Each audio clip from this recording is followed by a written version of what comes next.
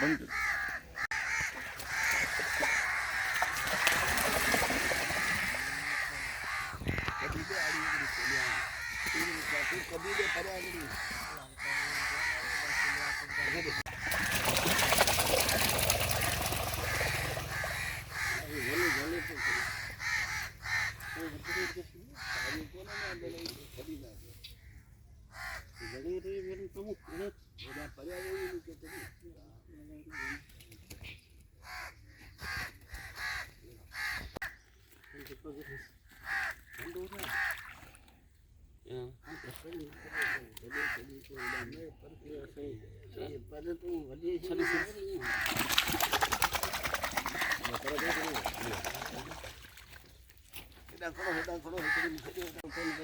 अॼु तारीख़ 7/11/2025 ये पखी हाली जी डंड वाइल्ड लाइफ सेंचुरी में आज़ाद कया विया आहिनि माशाअल्लाह।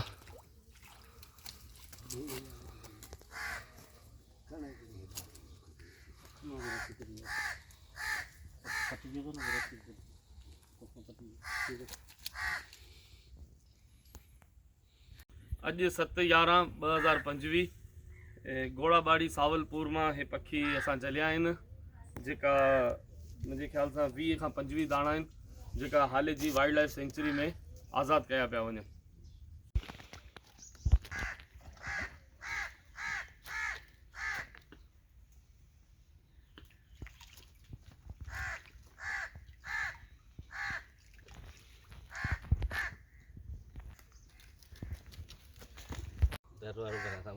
हाँ तो 5-6 दिन हो जली हाँ